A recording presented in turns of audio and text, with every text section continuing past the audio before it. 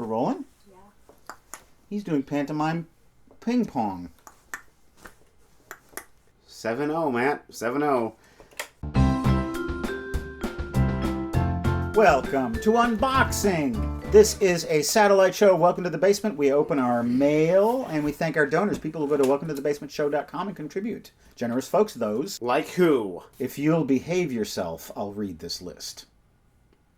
Our donors: Kieran, Stephanie, Grant, Brian, Catherine, Andrea, Michael, Thomas, Elizabeth, Kai, Justin, Sean, Maurizio, Patches, Rebecca, Robert, John, Kendall, Graham, Susan, Kobe, Jenny, Tabitha, Corey, Francesco, and Carl, who says, "Hey guys, greetings from Oklahoma City.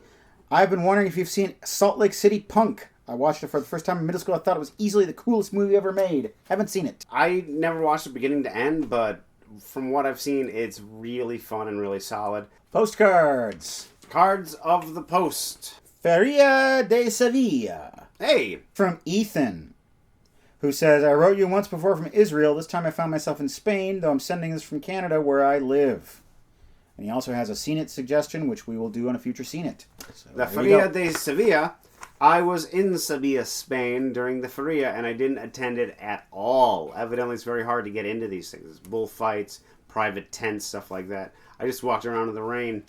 We have this cassette postcard from Andrew, who says, "So excited for Cartoon June. By the time this makes it to the show, I should be enjoying it thoroughly." Well, hope you enjoyed that. Cartoon June just ended. If you didn't see it, check it out. Sean Henry has finished his conference in the U.S. He said they had lots of friends and great conversation, but of course, the year I decided not to bring a raincoat, the zoo has been rocked by thunder and rain. That is a very professorial lament.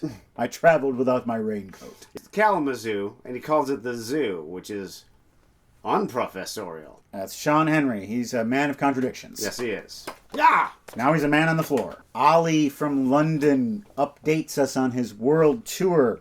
"I have made it to the small island nation of Kiribati." He spelled it phonetically for me. Kiribati. Also known as Christmas Island. I can tell that from this side. It is the size of Baltimore if Baltimore had been exploded over an area of ocean the size of the continental USA. Getting this card was a bit of an adventure, which involved me getting in the back of a truck with strangers, one of whom pulled over on the side of the road so that he could take a dump while maintaining eye contact and a conversation with me the entire time. Eye contact is essential for conversation. I hope it was worth it. Just to hear that story, Ollie, it is worth it, but I urge you, please do not put yourself in personal danger to send these postcards to us. As much as we enjoy getting them, your safety is more important. Taking a dump. Chatting. That's how they do it in Kinbury. We have a letter from Clayton and Karen in Delaware, Ohio. Satoichi. Clayton is very much into movies, has a large collection of DVDs. He's autistic, 17 years old, and he likes to send letters to people. He made us these drawings. There's a Criterion collection. Oh. All kinds of stuff there. Oh, thank you. That's nice. Thanks a Paramount lot, Clayton. Picture? Movie logos. MGM. There's Leo the Lion right there. Keep on drawing.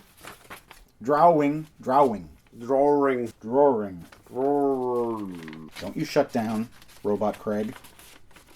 I replaced the real Craig with a robot. Don't believe me? Questions. Viewer questions. See? Dinner Cow writes, "Has Matrick always had a slice across his nose/eyebrow?" Yes, I have, ever since it happened. Let me see this. I don't know if I've noticed this. Well, it might be covered up by makeup, but yeah, it's right. Yeah, it's right. Diagonal there, yeah. I'll tell you the story in brief. It's 10 or 11 years old. Neighbor's backyard. Tree, branch, rope, cinder block. Me, fat. Fat boy swings on rope. Rope breaks. My head, cinder block. 19 stitches later, I seem to have the number 19 stuck in my head, literally and figuratively. I was explaining to all my classmates why I had a big bandage on my face. Like Paul Muni and Al Pacino before me, I am a real-life Scarface. I could be called that. If you called me that nickname, I wouldn't object. I think it's too late in our friendship for me to start adding, nicknames to you. Other than the ones you call me behind my back. Yeah, dumbass, gropey, mansplainer, Matt Splainer. Gropey. Jesper writes, do you guys ever rewatch a movie that made you feel a certain way just to experience that feeling again? Shakespeare in Love. Yeah, I've seen that movie multiple times. That's a movie that has a lot of haters, but I quite like it. I love the movie. I am one of the few people who think that it deserved to win Best Picture back when it won Best Picture. The emotions that it reminds me of are youthfully love and youthfully artistic passion. Yeah, I really like those scenes where he's writing and we see him doing things with the quills, and you see the ink on his hands. And I just think that's really neat, and it does give you that feeling of like, wow, he's not only inside his head, but he has to do these things to carry out his art. Like with Mike Leigh's Topsy Turvy, a movie I didn't like. Both movies very much show what it's like to create a work of theater, which is something hard to make Muggles understand if you've worked in the theater. Muggles. Yes, Muggles, Matt. Matt doesn't like Harry Potter. Well, no, but just you using that word in that context is layer upon layer of pretentiousness. Civilians, is that better? Should I call them civilians? Civilians is better. All right, then. Civilian Muggles. I try to make it a point at least once every 2 years to watch the classic Christmas Carol with Alastair Sim. Around Christmas time. It's something that really makes Christmas feelings that I remember feeling as a child really come alive again as an adult. It's at this point in the show where we recommend something from our back catalog, an episode that we have a particular fondness for that if you haven't seen it, you should check out or perhaps revisit. You got one this week, Matt? I do. It's episode number 51. Right after our big 50th episode milestone of Billy Jack, we watched a little movie called The Man with the Golden Arm. Oh, ba-da-da-da-da. It's got that, and it's got one of my other favorite musical numbers that we've done, the Frank Sinatra-fied version of Velvet Underground's I'm Waiting for the Man. So often I just hear it in my head. I hear us singing that song. And plus it has Arnold Stang. Oh, Arnold Stang. And now the Ford Report. My quest to watch 13 movies by legendary grizzled filmmaker John Ford in 2018 continues.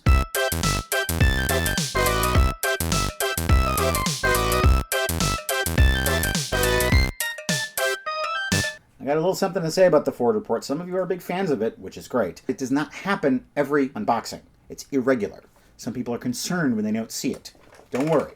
The Ford Report will always return until it is completed. Tonight's movie, a little war picture called They Were Expendable.